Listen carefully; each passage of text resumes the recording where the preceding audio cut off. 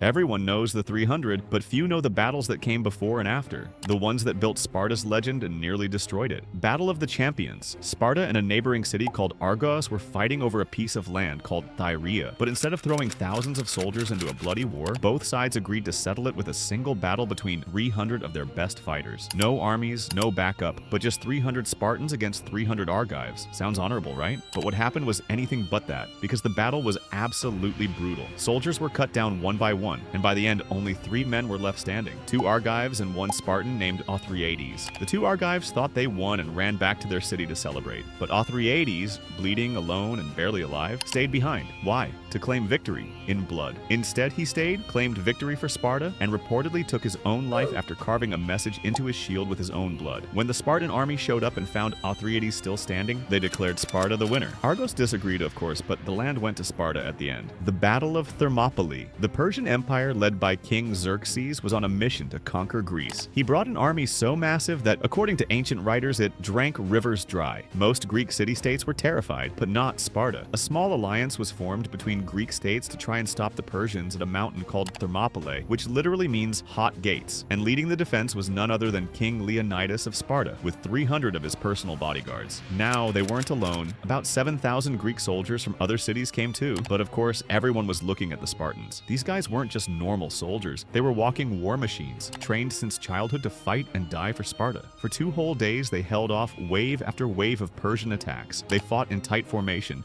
shield to shield, pushing the enemy back again and again, even though they were massively outnumbered. But then came the betrayal. A Greek named Ephialtes showed Xerxes a secret path around the mountains. The Persians used it to trick the Greeks, and Leonidas, the leader of the Spartans, knew what was coming to them. So he made a decision. He sent most of the Greek army home, but stayed behind with his 300 Spartans, plus a few hundred others who refused to leave. What happened next is the stuff of legend. Surrounded on all sides, the Spartans fought to the death. King Leonidas was killed, and his body was fought over. In the end, every Spartan fell, but not before killing thousands of Persians and burning their names into history forever. Thermopylae didn't win the war, but it literally changed everything by showing the world that Sparta would rather die than surrender. And it inspired the rest of Greece later to rise up and eventually defeat the Persians. The Battle of Plataea, Sparta's big revenge. After King Leonidas and his 300 were wiped out, the Persian army kept pushing. They burned Athens to the ground. It was bad, but instead of breaking the Greeks, it fired them up. The different city-states finally united. Athens brought the navy and Sparta brought the muscle. The final battle happened in a wide, open plain near the city of Plataea, and leading the Greek army was a Spartan general named Pausanias, a guy who wasn't as famous as Leonidas, but just as deadly. The Greeks were outnumbered again. The Persians had cavalry, archers, and more troops, but the Spartans didn't care. They had something the Persians couldn't match: discipline. These were men trained to fight shoulder to shoulder, never flinching, never giving up. At first, it wasn't clear who's winning the battle. The Greek forces got split up, and the Persians saw their chance. But Pausanias held the Spartan line. Then, when the moment was right, the Spartans charged, and it was brutal. The Spartans crushed the Persian elite guard and pushed forward like a machine. The Persians tried to retreat to their camp, but it turned into a slaughter. Their commander Mardonius was killed in battle, and without him, the Persian army collapsed. And that, at the end, led the Persians to fly back home, saving Greece from a big invasion that was about to happen. The Battle of Leuctra. For over a century, Sparta was the top dog in Greece. Their warriors were feared, their name was legendary, and everyone thought they were basically unbeatable on land. But then came Leuctra, and that's where everything changed. The Spartans rolled in confident, maybe too confident. They were going up against the Thebans, a city-state that had always been seen as second tier compared to Athens or Sparta. But Thebes had a new general, Epaminondas, and this guy didn't play by the old rules. The Spartans showed up with around 10,000 soldiers. As usual, their elite unit, the Spartiates, were front and center. They expected another easy win, but Epaminondas had a surprise waiting. Instead of fighting the usual way, he stacked his best men, the Sacred Band, on the left flank instead of the center, and not just a few extra men. He went all in. When the battle started, Thebes smashed straight into the Spartan elite with everything they had, and it worked. The Spartans weren't used to this. They were trained to win in formation with discipline, but now they were being hit hard,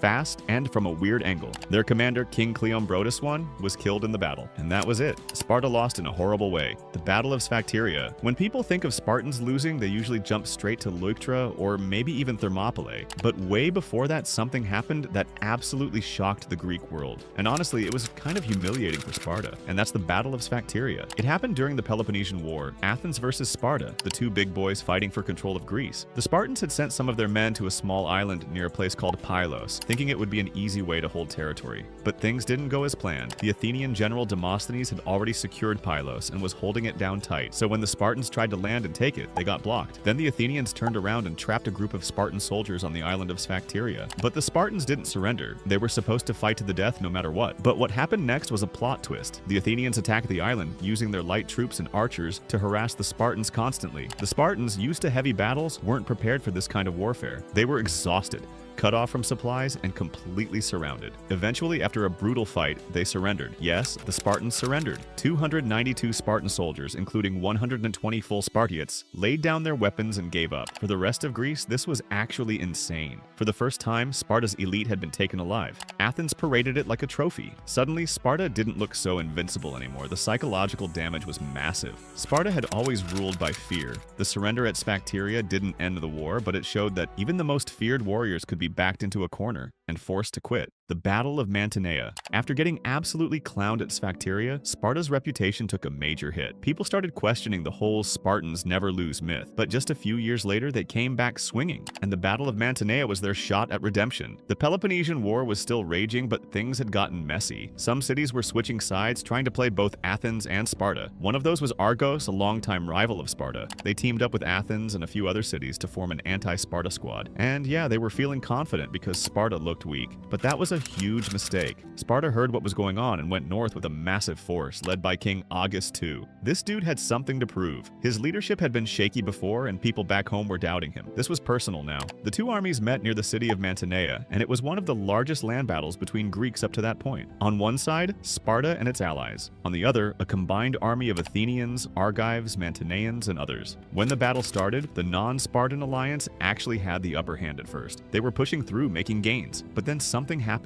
The Spartans, in the middle of the mess, reorganized their line mid-battle, something that most Greek armies weren't even capable of doing under pressure. August made a risky move, but it worked. The Spartan right flank held the line, while the center pushed hard. They broke through the enemy and completely turned the battle. By the end of it, the anti-Sparta army was crushed. Bodies everywhere. Argos ran back home. Athens retreated, and Sparta was officially back. This win at Mantinea didn't just heal the wound from Sphacteria. It reminded everyone who the real top dog was. The fear returned. People started thinking twice before picking fights again. But more than anything, this battle proved something deep about the Spartans. When they got punched in the face, they came back harder. They adapted, they evolved, and when it really mattered, they delivered. The Battle of Hysiae. This one was a gut punch Sparta didn't see coming. It happened during the ongoing Peloponnesian War, just a year or two after the Spartans took revenge at Mantinea. The Spartans were still trying to control the region of Argolis, which included the city of Argos, one of their biggest rivals. The Argives weren't going down without a fight. Sparta sent an army into Argolis to crush the opposition and keep its grip tight, but things didn't go as planned. The Argives, expecting an attack, prepared their defenses carefully and gathered their troops. They also got help from Athens, which was always ready to back enemies of Sparta. When the two armies met near the town of Hysiae, the Spartans expected a quick victory. After all, they had one of the best armies in Greece, but the Argives fought back so hard. Using the land to their advantage in well-timed attacks, they caught the Spartans off guard. The battle turned into a bloodbath, and the Spartans suffered heavy losses. For Sparta, this was embarrassing. It was a rare moment when the so-called unbeatable warriors were beaten on their own terms. What makes Hysiae important isn't just the loss, it's how it showed that Sparta could be outsmarted. After Hysiae, Sparta had to rethink some of its strategies, especially when it came to dealing with city-states that knew their land well. This battle didn't end Sparta's dominance, but it chipped away at the myth that they were unstoppable. It also gave hope to other Greek cities that resisting Sparta wasn't impossible. The Battle of Tanagra. After years of dominance, Sparta faced a new challenge during the Corinthian War, where Athens, Thebes, Corinth, and Argos teamed up against them. One of Sparta's boldest moves in this conflict was the Battle of Tanagra. In 457 BCE, Sparta went into Attica, aiming to crush Athens once and for all. Led by the general Necus, the Spartans faced off against the Athenian army near the town of Tanagra. Even though the Spartans were outnumbered, their experience gave them an edge. The Spartans fought with their usual tight formation, pushing hard against the Athenian lines. In the end, Sparta won the day. They took control of the battlefield and forced Athens to retreat, but the victory at Tanagra didn't completely break Athens' spirit. Just weeks later, Athens took revenge with a strong win at the Battle of Oenophita. Still, Tanagra showed the world Sparta was not to be underestimated, even when facing tough enemies. Sparta may have bled and fallen, but their battles echo through history. Which one shocked you the most? Let me know in the comments below. And if you're still watching, don't forget to subscribe and check out my other video too.